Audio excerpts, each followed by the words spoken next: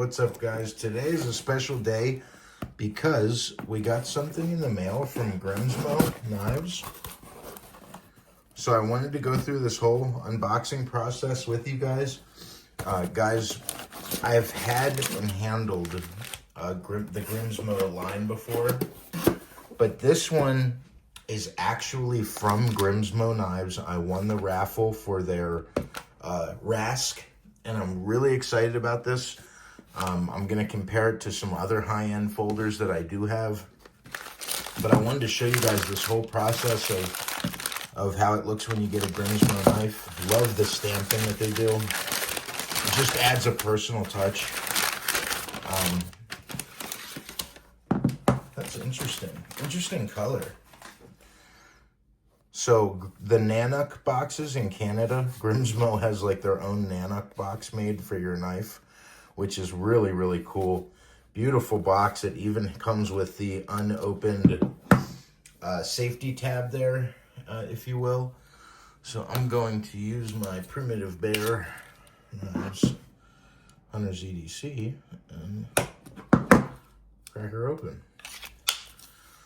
So guys, this, for the first time ever, I finally got the high-end Rask that I wanted. Oh my God. Talk about a presentation of a folder. So guys, Grimsmo Knives, they reached right out to me, told me I won the lottery, had me pick the whole configuration I wanted on their page. It's really nice. They have like a builder site, so you can build your knife and see photographs of the changes you're making, and really cool, really neat. They also send you with a T9 for the hardware and some of their own nano oil 10 weight for the folder. Not that it needs it. So guys, this is the Grimsmo Rask Dragon Scale Milling with a bronze pocket clip. Oh my God. So guys, when I got my first Grimsmo, it felt nothing like this. The action was really funky on it. There was some weird marks on the blade. Oh my God, this thing is so beautifully done. You can see the dots that they mill around the hardware. And you can see the pocket clip hardware, or the pocket clip milling, matches perfectly the milling on the scales. And also, the inside of the scales is also milled, which I will show someday when I do a full breakdown. So guys, they're best known for their action. It's almost a free swinging blade when not engaged. This action is crazy good. They use let me see here. So they use an RWL 34 steel, which is essentially like CPM 154. It's one of those things where I don't get hung up on the steel. It's cryo treated RWL 34 with some kind of proprietary heat treat, I'm sure, for those guys. They're very specific. John Grimsmo and Eric Grimsmo, thank you guys. They were great to work with. They really, really helped me kind of decide on things. Then I went for bronze hardware and pocket clip. Then I changed my mind and I wanted that show side to be fully silver. Then I went back and asked for this. They also said if I wanted to, I could buy the regular silver clip as well to match. But I really like the accent of that bronze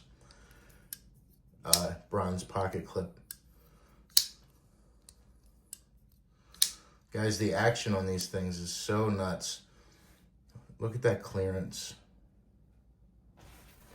And as you can see, right on the spine here, this is number 3462, RWL 34 Rask, the Grimsmo Rask. It is quite an experience to get one in hand. Let's check that factory edge. What a cool little case. I just love the case for this thing. So let's look at some size comparisons real quick. So real quick, guys, We're going to do some size comparisons. This is it next to the Protect Mordax Custom. So we got the Grimsmo and the Mordax. Then next up we got the TRM Atom. Just about identical in size and almost in cutting profile. That's interesting. I never noticed that. Almost identical to the TRM Atom. Then we got the Spyderco Indela 4. Almost identical to the Indela. That's interesting too. Thought the Grimsmo would be a little larger than that. Now we got a Chris Reeve Sabenza large. That's in that top tier of folder as well. So very, very similar to that size. Then we got a Spyderco Para 3 in 15V steel. So it's got about an inch on the Para 3. And then also we have my Les George Mina here for a size comparison of a larger folder. Man, the Les George folders don't look that big, but they are a nice full-size folder.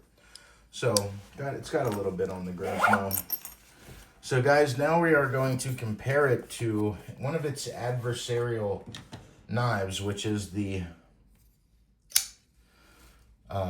Oz Machine Company Roosevelt, affectionately called the Rosie. So they are, you know, roughly a similar size, but the Rask is quite larger. I really can't tell you which one's action I like more. I think the milling is a lot more impressive on the Rask stuff for sure, and the attention to detail and the clearance and everything on this knife is just so seriously overthought, if you will. And on the Rosie, it's much more user-friendly. You know, it's much more, how do I say that? It's much more of a work knife, so it's kind of like an elegant collector's piece that you can really use. Now, I'm not saying at all that these can't be used.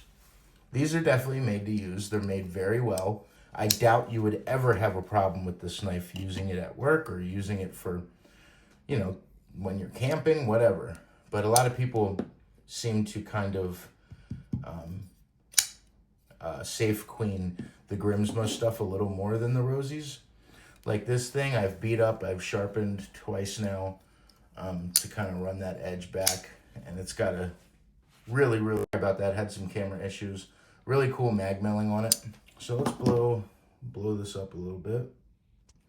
So guys, the Grimsmo Rask is just, it's more of an experience kind of thing. Like you got to check one out at least some point in your life. Now, I cannot lie to you guys. For price examples, right? These are kind of the 3 top tier price examples. We have the Sabenza Large by Chris Reeve in Magna Cut with the Insingo blade. It's a little more rare of a configuration. And that thing was like 620, I think. This was about 825 secondary market, 850 secondary market for the Oz Machine Co. Rosie. And then this thing, straight from Grimsmo, was 1100.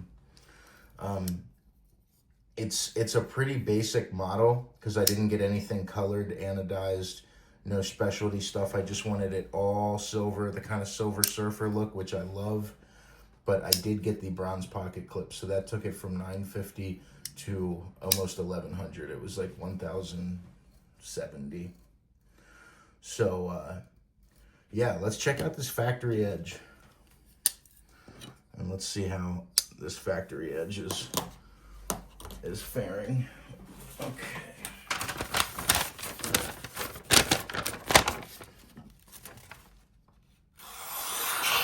Oh, it's nice and toothy. Wow. Guys, they do a really, you know, obviously it's $1,000 knife. We hope the sharpening job is good.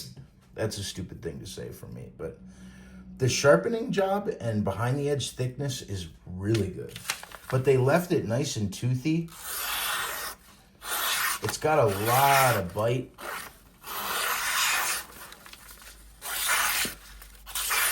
Oh man, way cool. Just has a lot of bite. Just super, super sharp, super grabby. When I say it's got a lot of bite, it's really got a lot of bite. Oh man, guys, what an experience. This knife is so crazy well done. Now I'm like, oh no, I don't want to put fingerprints on it, but you guys know me. I use my knives pretty seriously.